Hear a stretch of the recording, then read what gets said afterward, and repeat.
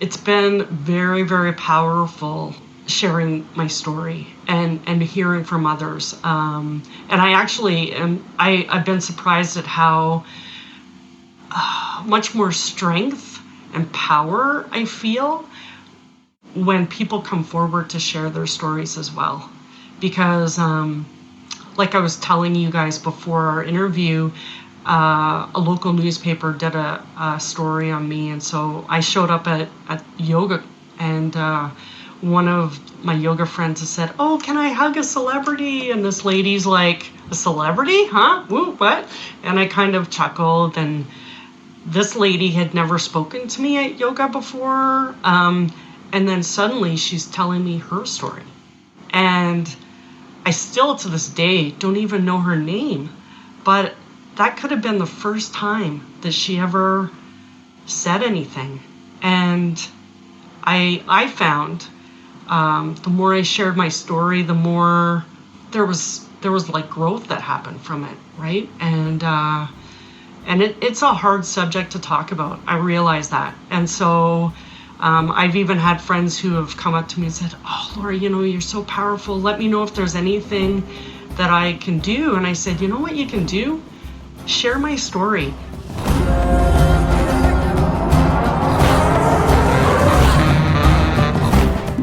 Welcome to the Yogi Triathlete Podcast. We are Jess and PJ, and we're waking up and shaking up the world of endurance sports by shining a light on the deeper truths and meaning behind our love for sport. You guys are enjoying this uninterrupted commercial-free stream of joy on account of our generous Patreon supporters. We are so grateful for their desire to make a statement. There is something really special happening here, and if it's on your heart to learn more, then check out patreon.com/Yogi Triathlete. Today, we feel blessed to introduce Laura Townsend to our community. Laura is a mother of 5, an ultrarunner, and she has a goal to complete 50 ultras before the time she is 50. She is currently well over 400 days into a running streak and is the race director of Survivorfest, which is a 24-hour running event that raises money for the Saffron Centre, a sexual assault support center in Alberta, Canada. A survivor of sexual abuse herself, Laura no doubt is living her purpose as she no longer carries the burden of her secrets, but is successfully transmuting evil into goodness through sharing her story and being in service of others who have walked the same dark path. We are honored that she is with us today and excited to dig into this meaningful and inspirational story. Laura, welcome to the show. Oh, wow. Thank you so much. What an intro. Oh, like I said earlier, I am so excited to be here. I still can't believe that you guys reached out after I reached out to you to share my story, because I love listening to your guys' podcast. I'm not doing triathlon anymore, but I did do triathlon. I was doing it when I had 4, and I actually completed. I know, 4 kids, right? And I actually completed my half Ironman, my first one. I was so excited that I signed up for the next one the next year, because they always seem to set it up so that you can get that early bird special, and you're all pumped on adrenaline, and you're like, yeah, I'm totally gonna do it next year. I didn't realize I was 6 weeks pregnant with number 5. So I had to contact the race director and say, hey, Michael Brown, do you think that you could delay my next one? And so sure enough, I did my second half Ironman with 5 kids under the age of 9. I still can't believe it. I mean, one of the reasons I love your story is because, listen up, people, no excuses. Like, you don't leave any of us with any excuse.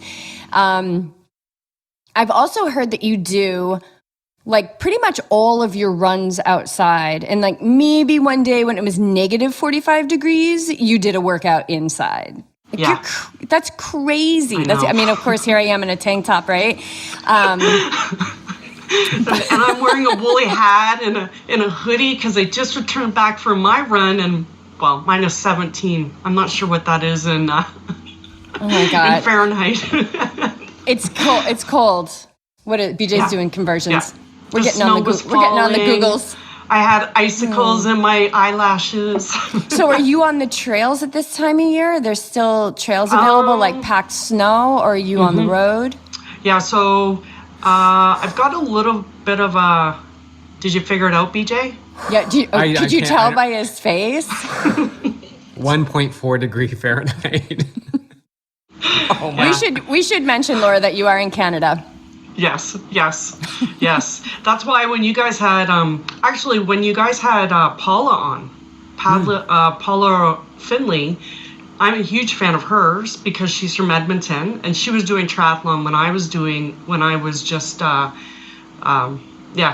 doing my half Ironman. So she was a huge inspiration. And do you remember, like, when were you just going to say the same thing, Beach? Do you remember when she was younger and, like, heading to the Olympics? Yeah. Mm-hmm. That was ended up being such a, intense time for her and her life. I was actually instructing a running clinic at the time, and there was a woman in my clinic who was close friends with Paula. Her son and Paula grew up together and did swimming together. And so she told me about Paula. And then I was like totally hooked in and watched her. And of course, when she continued on through the Olympics and came in last, like it just made me a huge fan. Yeah. So, I've been watching her, and I was super excited when she won the Daytona. And, even in the ultra world, when I hear of triathletes coming in, like, I don't know if you guys know Elsa McDonald, but she does more of the Ironman distances. She's not on the podium, but super strong. And she's come into the ultra world, or ultra running world, and she's won races outright, like even beating the guys. And her first ultra, she won Sinister 7 and beat all the guys. I think she even beat the guys by over an hour. She's just so tough. And so I think as the ultra running marathons are becoming more and more competitive, I think that the science that comes with triathlon, with eating, resting, just everything comes into play to make it an even more competitive sport. So anyways, enough about Elsa and all you triathletes. Well, I think the logistics of a triathlon are like levels ahead of what ultra races are. Like, what they have to do to get it organized. And so I think that's why a lot of, triathletes are moving that way. They have the endurance mentality, they have that mindset, and they're already runners. It's just tuning that into something with a little less rigidity and a little bit more freedom, I would say. Yeah, but I do miss the cross training from triathlon. The only reason, I enjoyed it, it was just with the kids and the timing, right? Like getting to the pool, getting the rides in. Even that one year, the last half Ironman I did, I was coaching my girls lacrosse team, and I remember there was we were in a lacrosse tournament, and I actually biked from one arena to another. Like, it was a 90-kilometer bike ride, and I basically coached that game, had the bike in the van, and I said, okay, hon, I'm going to meet you at the next arena, and biked to the arena, got there, and then got into the dressing room and was like, okay, girls, let's go, and then I'm breastfeeding, at the end of the game. It was just and I think back and I'm like, how did I do that? But you know what? I do that. I think that, half Ironman and, in full Ironman, they've become so normalized, which I think is great because so many people, they've really made it accessible for anyone to register. And I think that people have their opinions about that. Like, you shouldn't be able to, enter an Ironman if you can't do a mass swim and blah, blah, blah. And for me, it's all about inclusivity. But the thing is that has never changed about those distances, and same thing with ultra, is that it keeps you honest. And what you did is what it takes. It's what, I mean, how many times BJ and I have like run to a race, done the race, run home, gotten on the bike, recovered on a swim. It's a lifestyle. And I think that once we start to hit like that ultra marathon distance, it becomes our lifestyle. But what I think is so interesting about your journey to running is that you actually didn't even really like running when you started running. So what brought you to running? So yeah, like you were saying, I always hated running. I was always active as a kid. I grew up on a farm, rode horses. I played in the school sports teams, and I was always good enough to get on the teams, but never the superstar player. But always hated when the coach would say, "Okay, kids, let's do some laps before practice," and I just always think to myself, why? We're going to be running all through practice. Why do we have to do laps? But, and then when I was in my mid-20s, I took a running clinic out of a store to relieve stress and help with a little bit of weight loss. But I got up to 10 kilometers, but I still really didn't like it. It was more of a chore. And then I don't know if I told you guys this, but my husband and I had triplets. And so when we were pregnant with triplets, we both decided that we would pick one thing that was outside of our relationship and outside of work. And I still, to this day, don't understand why I even picked running, because I still hated it at that point. And so when the girls were 6 months old, I got angry at my husband. I'm still not super proud of it, but I was like, fine, I'm going to take this running clinic. And so I ended up going back to that running store and joining the clinic.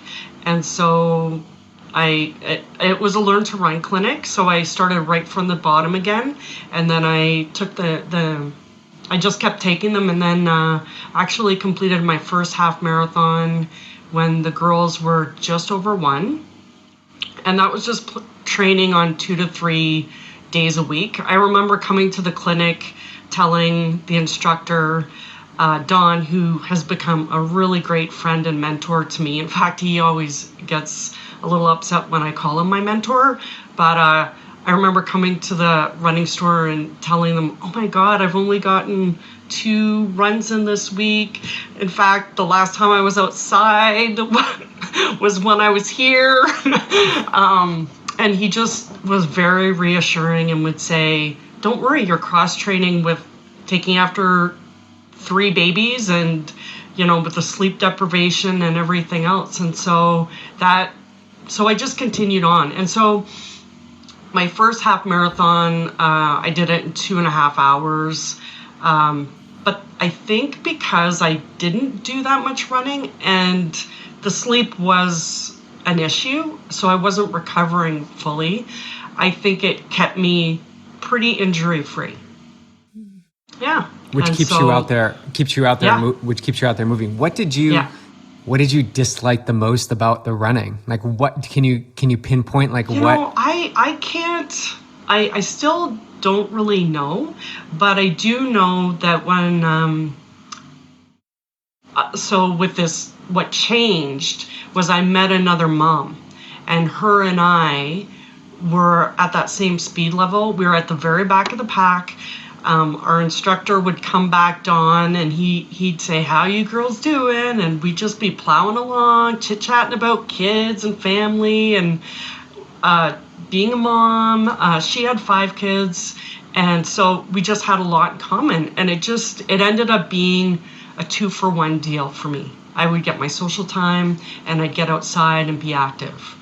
And so we just formed a really great friendship. And then, as you know, when you're around other athletes, you complete something, and then it's like, oh, what's next? What else can I do? Or you're inspired, right? Our instructor, Dawn, my friend, was training for Ironmans and doing ultra runs. And so was a few other people in the clinic. And so we would overhear and be inspired and think, oh my God, that's crazy. And they'd say, oh, if we can do it, you can do it. And, you know, initially you're thinking, no way. I've done a half marathon, that's good. But then you start thinking, well, maybe, right? So, and that's kind of where it all began, is just the support from the other people and the inspiration. And it's, it's been amazing. When did you fall in love with running? That's a hard one. During those clinics, it just changed completely for me. About 11 years ago, we moved out of the city of Edmonton to a suburb called Sherwood Park. And it's about a half-hour drive from Edmonton. And so in order for me to continue running with that group of people, I would have had to drive 30 minutes. And so it started to become a little like, well, I'm driving for 30 minutes and only running for maybe 30 to 45 minutes, and then I'm driving for another 30 minutes. So then I started thinking about, okay, maybe it's time for me to start running on my own. And so I think once I got over that, I guess, mindset of not socializing and chatting the whole time through a run, I was like, okay, I can do this on my own. And I would get through 2 or 3 runs on my own, and then always have like a group run on Saturday or Sunday. And and then it's just, I look back on it, and it's really all about layers. Like, getting up to that distance, and then the layer of embracing the run by yourself and being okay with that. And then the next layer of, like, now during COVID, running completely on my own. And it's all been layers for sure. And you can see how all those layers, how life unfolds opportunities for you, even though they come to you as challenges or like a wall that you have to get over. But if you can just trust, life, and that, one of my favorite things to say is, to myself, I say this to myself, like, life loves you. And if you can just trust that life loves you, even though it may feel challenging in the moment, it's sending you in the right direction. It's guiding you in the right direction. And so much, I know Bij and I, so much of what we have traversed as individuals, as a couple, as entrepreneurs, as athletes, like, when this whole thing started to go down in 2020, we just looked at each other and we were like, we're pandemic proof. Like, we are everything has led us up to this. Now it's time to thrive. Like, for us, 2020 was like, let's thrive.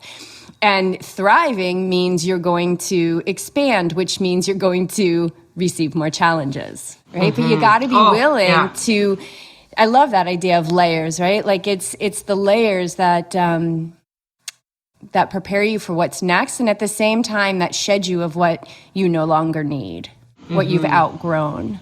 Yeah. Like, even as you're talking about layers, I'm thinking, I went from running 2 to 3 times a week to 3 to 4 times a week, and then as the kids have gotten older, 5, and then it was actually not last November, but the November before, where I was just starting heart rate training, and I found that so frustrating because I was like, what?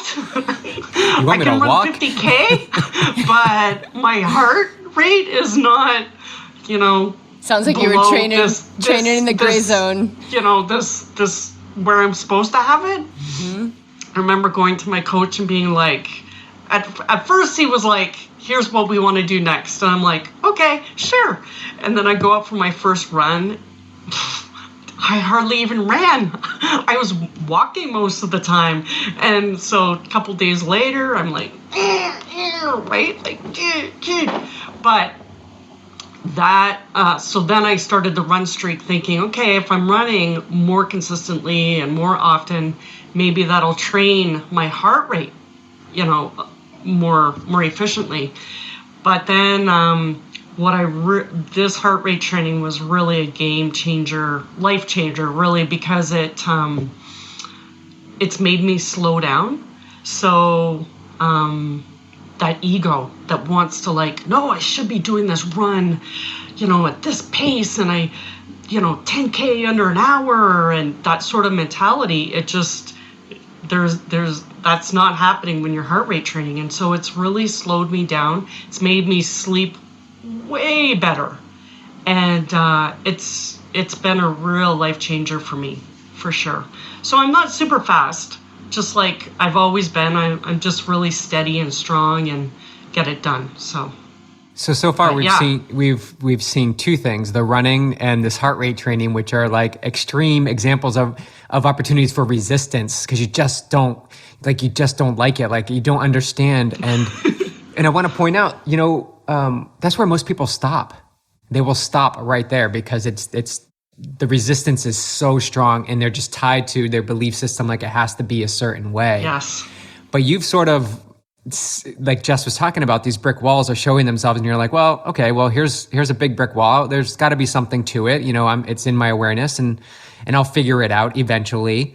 Can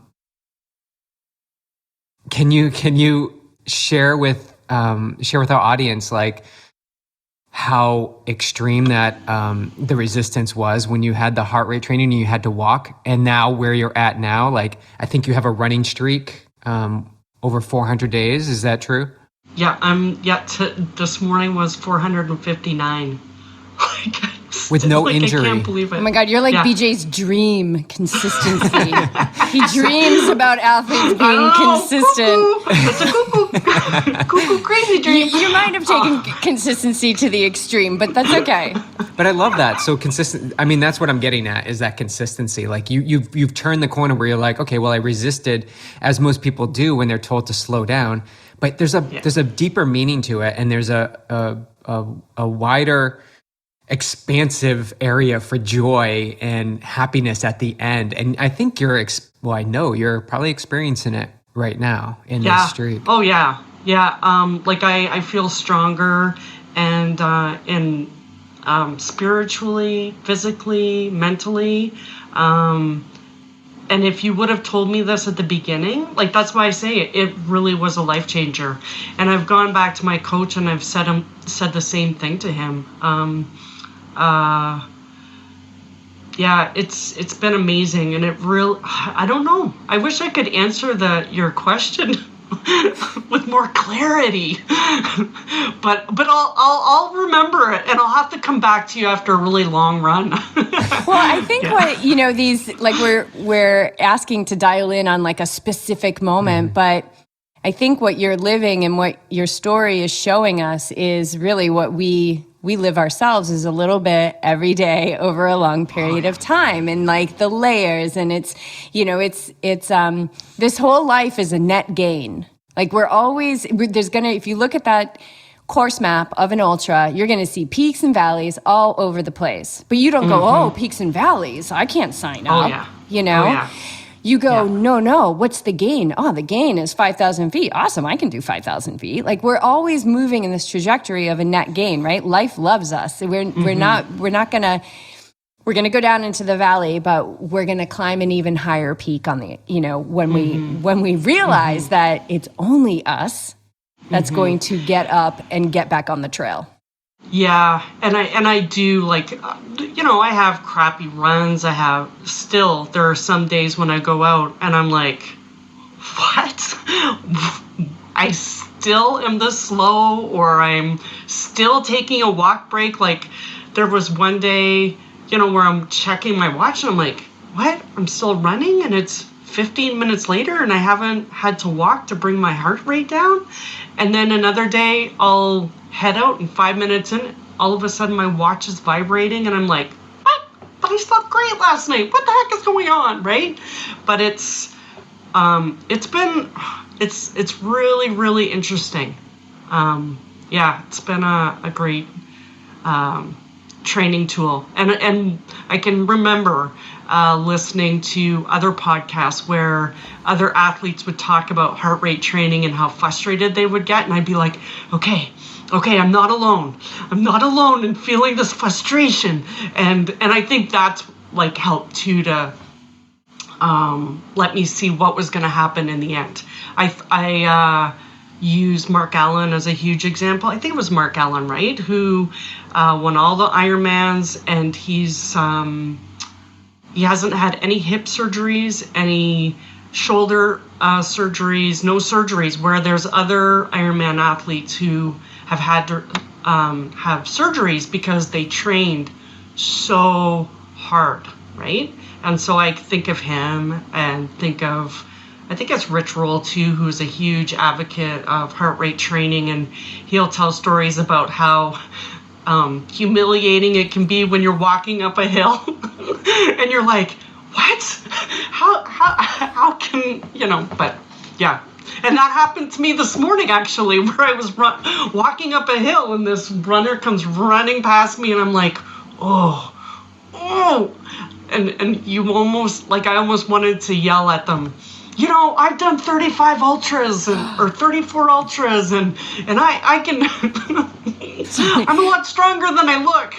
I know, isn't that, and that's that ego, trying to always self-preserve, totally. Mm-hmm. So you didn't like running. Now you're on day 400. Today was what, 459 days of running straight. And let's talk about the other awesome thing that you've got in your mind's eye, which is running 50 ultras by the time you're 50. So where are you with that? And I'm sure 2020 put a wall up for you, because I'm sure you had some good plans for what was going to be achieved. Yes. Yeah. So where are you with that?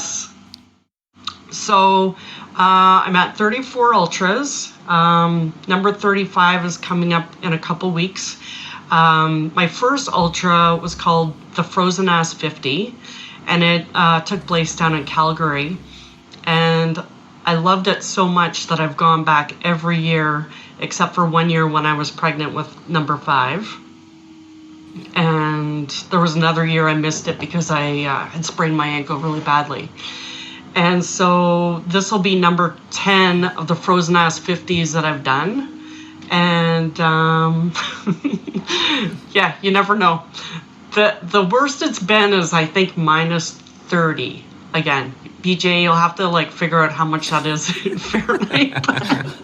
I'll be the temperature guy here. Cold, really cold.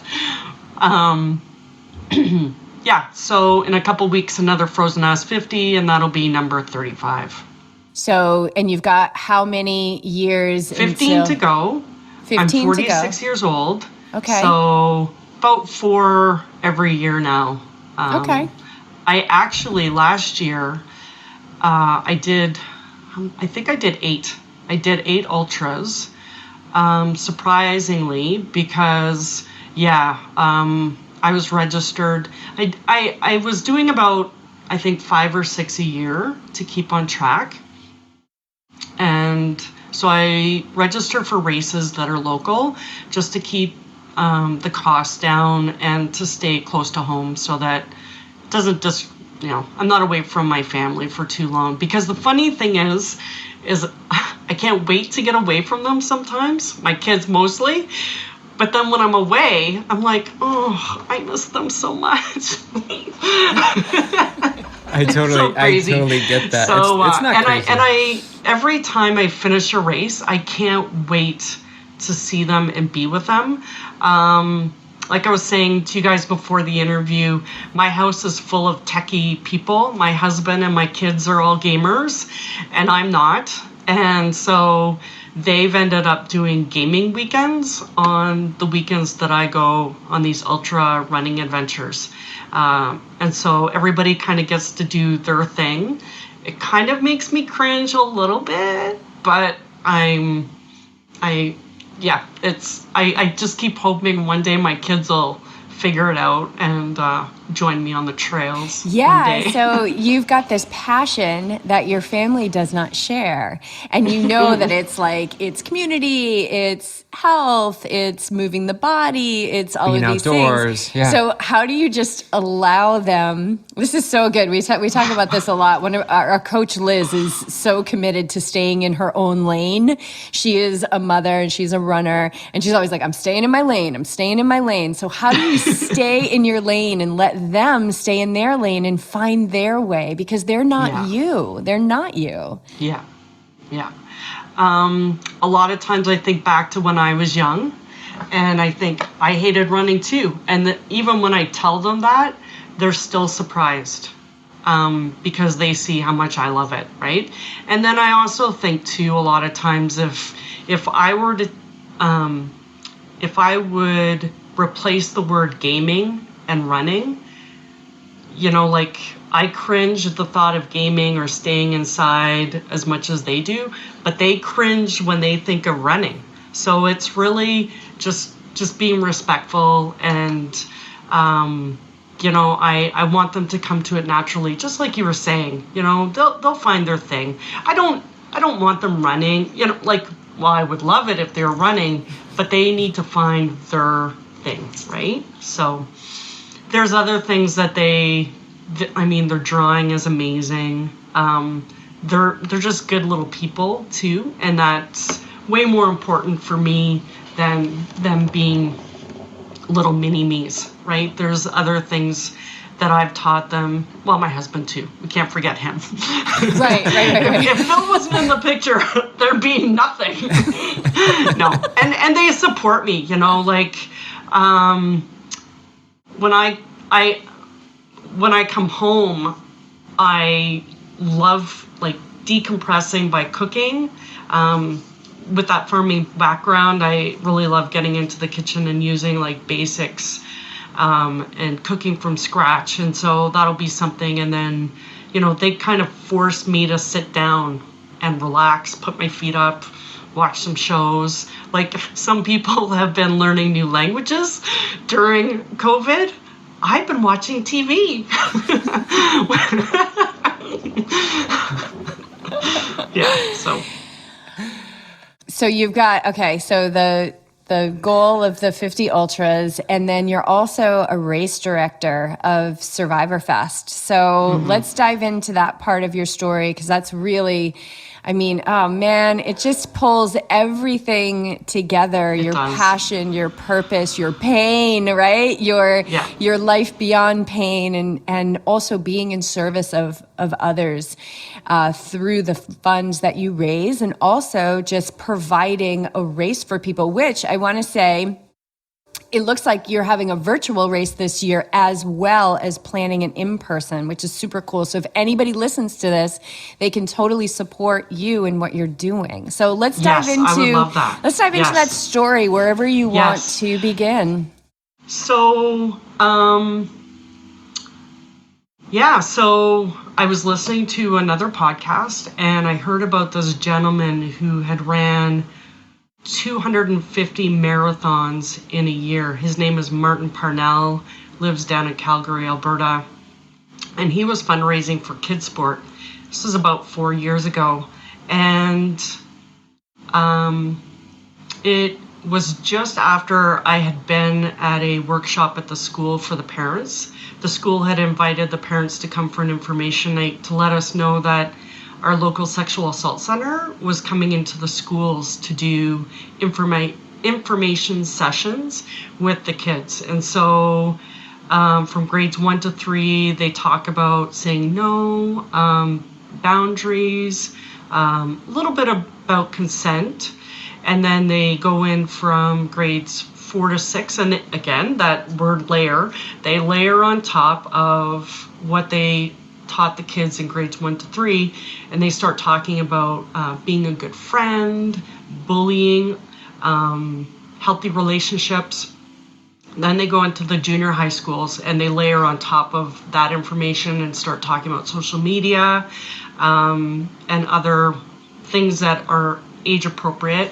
Go into high school and again, they're talking about, another layer on top of that. And that's probably a little bit more about relationships and abuse. And I just remember sitting there thinking, so as a child, I had been sexually molested, and I remember thinking that wouldn't have happened to me.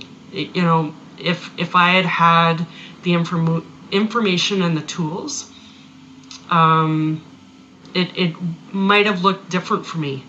And so after hearing the story of Martin Parnell, I thought, boy, how could I give back to my community somehow? And so I just came up with this number, 50 ultras before I was 50. I think I had done about 12 ultras at that point. And my kids were a little bit older. And I thought, yeah, I could do more training and be a little more consistent. And so I started doing these ultras, sharing my story. And then a friend of mine came to me when my little guy was just about 2, maybe just 1. And he had this idea of doing a timed running event in our community to raise funds for the Sexual Assault Centre. He was a survivor as well. And I was like, I don't know anything about these 24-hour timed running events. I'm tapped out. I have 5 kids, trying to get my own business going. I can help you out, but I can't be too heavily involved. And didn't really think about it or talk about it again. And then about 3 years after that, I was at a running talk, and a friend of mine was there, and she had done a few timed running events down in the States. And she was also a race director of a local event here.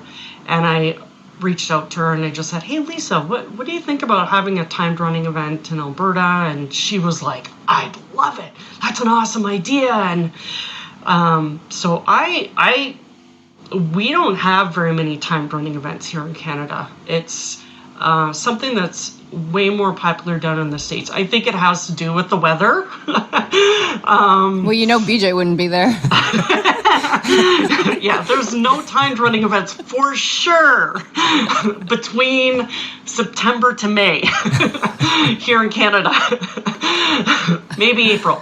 Anyways, so I reached out to my friend. He was involved like over his head. He said, but this other friend of mine would still be interested in helping out. So we went around looking at tracks, or not even at tracks. We looked at 3 different venues in our community. And the track actually, both of them were all over this track. And I was like, really? People are going to run around that for 6, 12, 24 hours? Like I said, I still had no idea what these timed running events were. All I could think of was, yeah, I'll race direct that because there's no way I would want to do that. I love the trail because it takes me back home to the farm. Every run I do, I hit a little bit of trail and I think of home and the fields, and it just takes me home. And again, when I'm out doing these ultra races, it's out in the mountains. And I've also learned through this run streak how, like, you asked about running outside every day, and I feel a sort of meditation, when I'm out there. And I think some people describe it as moving meditation. But I just feel this connectedness with the outdoors, Mother Earth, my community. And so anyways, the exact opposite of what a track would represent to me. And so we decided, okay, the track it is. And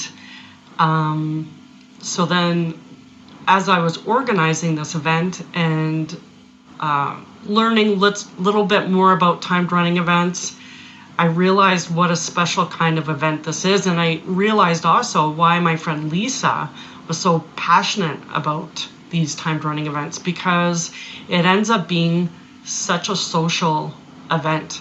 Because whereas in an ultra race, there's not much socializing going on unless you come into an aid station or you're running with someone else. But there could be some ultra events where you don't run with anyone for like 4 or 5 kilometers, right? You're just by yourself. And I actually gain a ton of energy when I come into those aid stations, and then I end up looking forward to those aid stations, right? And you kind of count down the mileage. So with these timed running events, it's amazing to see the socializing that happens, because you've got really fast people going for age records, wanting to qualify for, in our case, the Canadian National 24-hour team. And you've got people that are generally back in the back of the pack. And so they're having an opportunity to see these front people that are generally at the front of the pack that they would typically never, ever see at a race, right? And so it's really a great opportunity to see the bonding that happens, because they all are suffering. At some point in the race, they all start suffering. And so it was really cool to see. I think it was about 90% of the athletes that came to our first annual event have already signed up and are coming to they were signed up for 2020 until COVID hit, and then we had to cancel. So they're all deferred, and hopefully we're keeping our fingers crossed that we can hold the event for this year. And then you've also decided to do virtual, correct? Yeah, and so I was not a huge fan of virtual running or racing. I had done one virtual race before COVID hit, and it was the Run 2015 miles. I've still got the medal, but that was the only virtual event I had ever done. But what changed my mind was I participated in the Quarantine Backyard Ultra put on by another friend of mine, Dave Proctor, and that changed my whole mindset. I saw I have never been a fan of out and back courses or loops, and that event changed my whole mind game when it came to loops. And I realized it ends up being kind of a game where you're like, oh, I'm at this point at the 5K mark. So if I can just keep getting to that 5K mark at this time, I'll be right on track. And so that was one of my ultras. I think that was number 28 of ultras that I did. And yeah, it was a fun event. And I just was like, couldn't believe how many people registered and were online. And yeah, and so then after that event, it started to make me realize, what can 2020 look like for me? Because before that event, I was probably as mad and upset, discouraged. What do I do with the rest of my race season?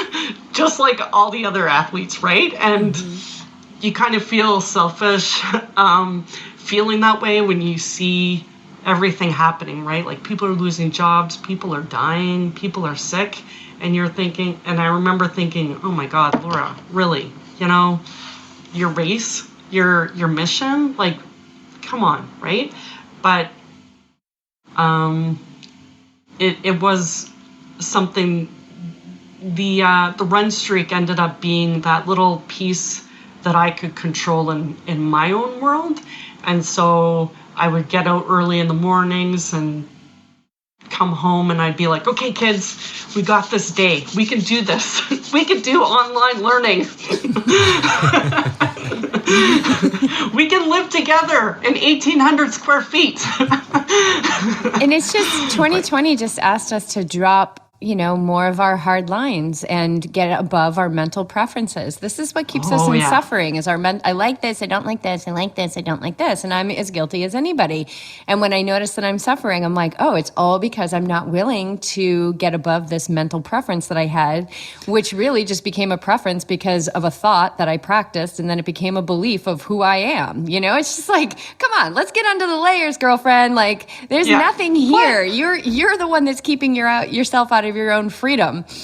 Yeah. What is the world trying to tell me today? Right. Slow down. So how do you tie in, the Saffron Centre to when does that come together? Because the whole, the name of the event is Survivorfest, and it's a event that on your website says it celebrates, which I love. It celebrates strength and sacrifice and survival. And so when does this now timed event you start pulling in your past and your own survivorship into, this experience of service, not only to the competitors, but to the Saffron Centre and the people that they support, and also getting out information that you wish you had when you were little. Well, it all started with that 50 Ultras Before I'm 50 mission, right? Saffron Centre was the sexual assault center that does the educational programs at the school. And so it just seemed a win-win. And then as I was running, I was thinking, what's going to happen after I'm 50? And so that's kind of where this timed running event came into place, because I thought, if I got this running event established and happening, it would be the vehicle that would raise awareness and funds for Saffron Centre. I think, I didn't think of the virtual event until I was interviewed for another podcast. I think it was in September of last year. And I think I made a comment to them about, it'd be great if Survivorfest caught on and, we had little Survivorfest in every single community. And then probably on a run, because that's where I get all these great ideas. I thought, if we make this into a virtual event, we could actually make this happen. We could actually make these little Survivorfest events happen. And so as I'm, again, after my first event, suddenly my views of track running are completely different. While I was doing the quarantine backyard, I also it was a run after that. I had decided I'm going to hold my own little 24-hour running event at my track, like my own little Survivorfest. And so May is Sexual Violence Awareness Month here in Alberta. And so last May, that's what I did. I held my own Survivorfest and ran 24 hours around the track. And then on another run, I thought, I should check out all the local tracks around Edmonton. And then I realized there's 400-meter tracks behind every high school, everywhere. And then, so Survivorfest events could be happening in every single community. And so it just, again, I go on these runs, no music, sometimes with podcasts, sometimes just me and the, Mother Earth, and these ideas come to me. Can be scary for my family sometimes. No, she's back from her run. What idea does she have now, right? But well, you're living off the front. What I see is you're living off the front, and for those that don't that can't jump on board right away, right? Because they have that hesitation, and it comes down to a little bit of fear. We see it ourselves, leading off the front. It can be scary. I've never heard that expression before. Living off the front. Yeah, that's what you're doing. So when you go off on these runs and you come up with these ideas, and then you come back to your family and they're like, wait a minute, wait, what's happening? Because you're your purpose is to keep things moving forward. You talked about what's going on in the environment of our world right now. Yeah, that's happening, but it's our right and responsibility to keep what we're doing moving forward, so that we're not all giving in to the what's happening. So we can be stale and we can just ruminate in this arena, or we can lead off the front. We can be a leader. So you're most certainly a leader, and I see yourself as a seeker, because you're seeking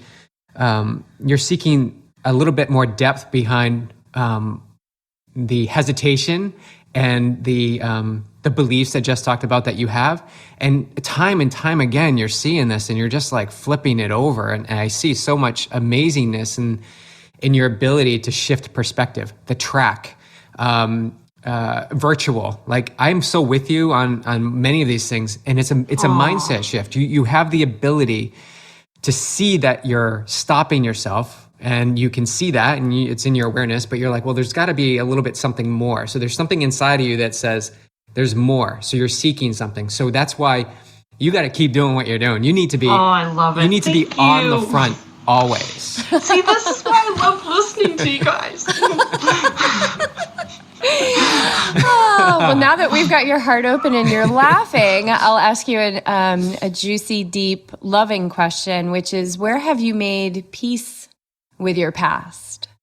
Because we touched upon your experience with sexual abuse. I'm assuming it was when you were younger. And where have you made peace with that, or if you want to share anything, more on that story? Again, it goes back to layers. I went to college for social work, and so the first year they had us looking at ourselves. Basically, if we can't help others, if we don't look inside at ourselves and what we're bringing, we can't help others, right? So that was the beginning of a lot of searching, introspectiveness, and work. And so slowly, the journeys happened. And I think the sharing of my story has been really a game changer as well, because I've discovered that as I share my story, initially, it was just to a couple of close friends. It was always a support, and I was never told that they didn't believe me or that they thought I was lying. And then I think when I made the decision to charge my assailant, that again was another big life changer. Unfortunately, my mom has never been a huge support for my life. It was a boyfriend that she was dating, so I think there was a lot of guilt associated with it. But when I decided to charge my assailant, then I started to tell other family members, because I knew it was going to come out in the open. And my father's side of the family was nothing but open and supportive, and questioned, why didn't you tell us? Why? And part of that was me protecting my mom, and I understood that. And it's a really hard journey, but I've always felt that, and my dad was a huge teacher of being honest and authentic, and it's okay to make mistakes. Nobody's perfect. And so, yeah, I just kept, little bits by little bits exploring that side of me and why I am the way I am, and why I didn't have to remain a victim. It's why the hashtag Beyond Me Too is so powerful for me, because there is something after that. We don't have to remain stuck or blame ourselves or feel the shame and the guilt that come with what has happened. and unfortunately, it's happened to too many. I realized recently that my mom was also a victim, and so over the Christmas holidays, I came to this realization, and so I also, realized that I'm not just healing for myself, but I'm healing for her as well. And so, but it's been very, very powerful sharing my story and hearing from others. And I actually I've been surprised at how much more strength and power I feel when people come forward to share their stories as well. Because like I was telling you guys before our interview, a local newspaper did a story on me, and so I showed up at yoga, and one of my yoga friends has said, "Oh, can I hug a celebrity?" And this lady's like, "A celebrity? Huh? Woo, what?" And I kind of chuckled, and this lady had never spoken to me at yoga before, and then suddenly she's telling me her story. And I still, to this day, don't even know her name, but that could have been the first time that she ever said anything. And I found the more I shared my story, the more there was like growth that happened from it, right? Yeah. And it's a hard subject to talk about. I realize that. And so I've even had friends who have come up to me and said, "Oh, Laura, you're so powerful. Let me know if there's anything that I can do." And I said, "You know what you can do? Share my story. Don't, it's not because I want you to talk about me, but if you share my story, it could be like an icebreaker, and because you don't know if that person in that room that hears that story could be like, oh my God, I've read about it in a newspaper or in a magazine, but I've never," and then all of a sudden it becomes an opportunity where that person could engage and just reveal a little bit about their story, and that could be the start of their journey as well, right? So that's another reason why I really love this event, is because it brings the topic into the forefront, not in a negative way, not in a, oh, someone else has gotten charged, oh, it's still, it's not negative. It's a positive that we can move beyond what's happening in our communities, right? Absolutely. So. How long, to give the audience a little bit of context, how long did you carry this, for the lack of a better word, like secret or burden? So how old were you when the abuse was taking place, and when did you begin to crack open and realize that was the very thing to be able to grow and enhance a feeling of safety in your life? Yeah. So it was probably 10 years. It was 10 years. I was 10, between the ages of 8 to 10. And there were, looking back, there were a few times when I was reaching out, calling out for help, they call it. Got drunk at school, blacked out, told the teacher. Probably that teacher should have sent me to a counselor, but didn't happen. Other little things like that. And again, that's why this topic is so important to talk about too. Just in realizing, if you're a parent, what are those signs that something may have happened that they're not wanting to talk about, or because there's a lot of shame involved with and self-blame of, what did I do? What did I say that caused this to happen to me, right?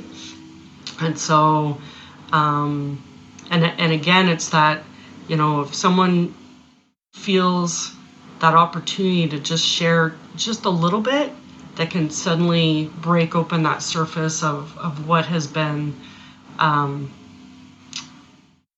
hiding for so long. So what would you say to somebody being on the other side of this now, opening, meaning you're not carrying the burden anymore? What would you say to somebody who is, whether it's a child of, a grown adult, about that they don't feel like they can speak out, being on the other side of speaking out? What is the message you would like people to hear? Well, take a deep breath and just listen. Take that breath, slow down. If 2020 has taught us anything, we've got time, right? Just slow it down. You might hear stuff that's going to be really hard to hear. Saying I believe you, encouraging them, seek out supports for them. There's tons of resources out there for sexual assault, sexual violence, where they can seek more support. There's group therapy, there's individual counseling, but that initial listening and giving them that space and time to share whatever it is that they need to share, and don't be afraid to ask questions about the person that may have assaulted them. Because it just shows that you're interested and that you believe them. And what does it mean to you to have all of this, I guess, this whole trajectory of your life coming to this point now where you've got this massive goal, you've got this crazy run streak, you've got this amazing, mind bender of a 24-hour race. How does that feel to sit where you are now? Does it feel powerful? Oh, it's amazing. I never, ever would have imagined.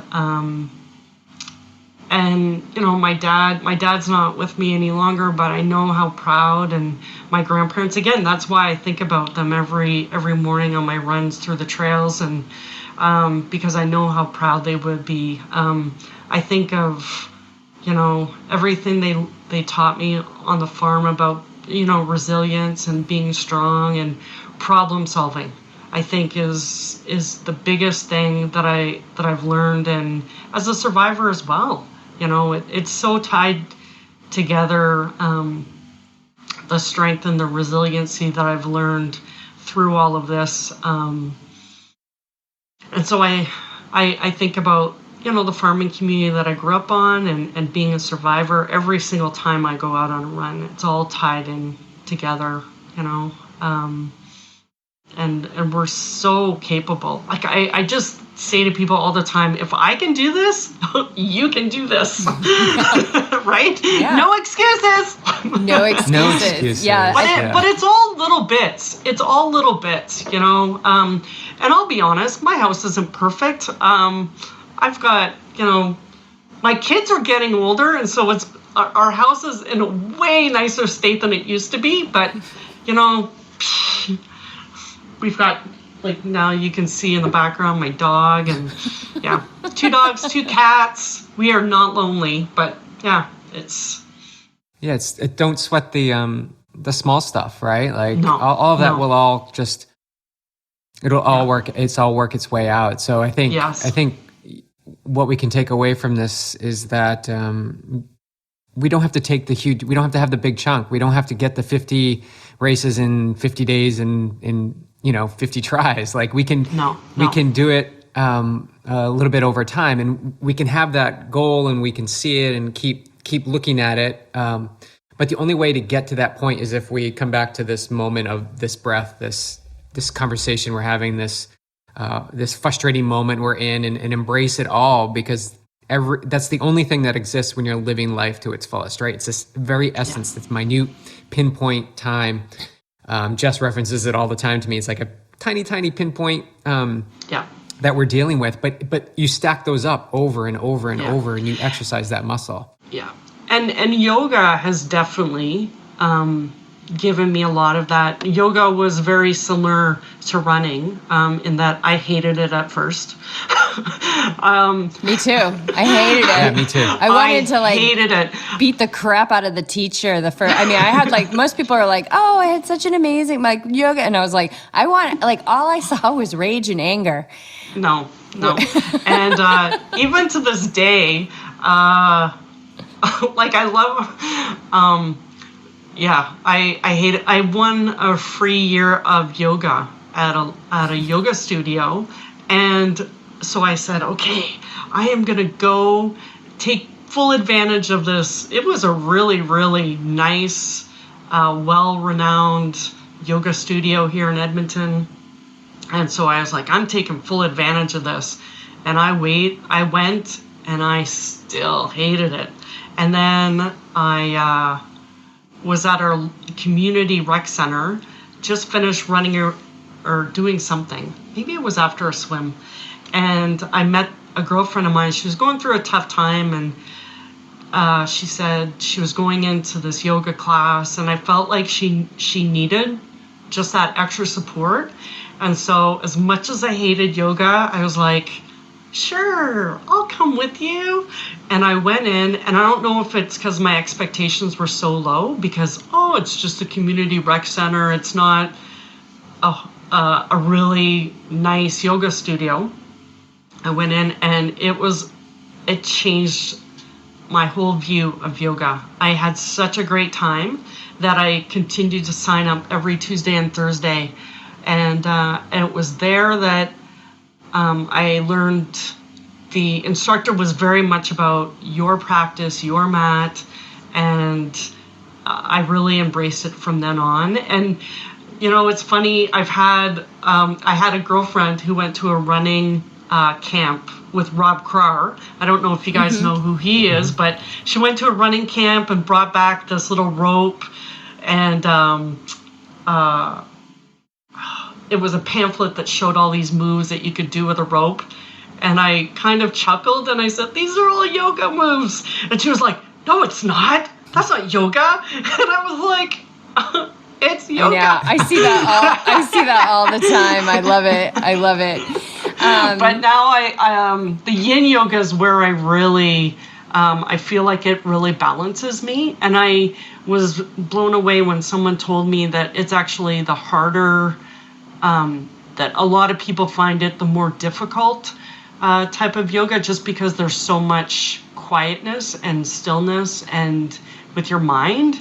And it kind of was like, really? Wow, because I love Shavasana. In fact, sometimes I snore during Shavasana.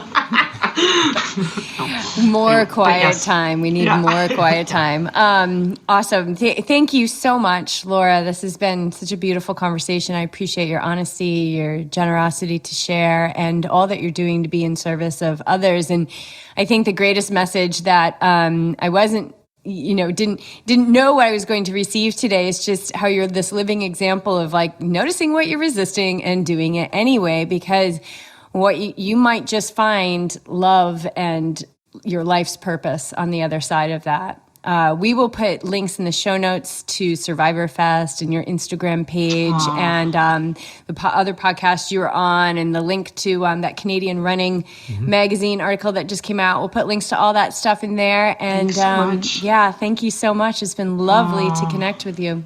Thank you. Yeah, and I love what you guys are doing. I wish that I could do more, but I'm so limited with time. I know it's an excuse, but I love how part of the reason I got out of triathlon too was that competitiveness that was amongst the athletes. So I love listening to Paula come on, and then you had some other ultra runners that were on recently, and I love that you're giving some grounded, I don't know what the word is, but some grounding to those triathletes, and I just love the conversation. So I was, thank you. I love that. We're grounding the triathletes. Oh my God, they need to be grounded too. And we speak from experience. I speak from experience. Oh my God.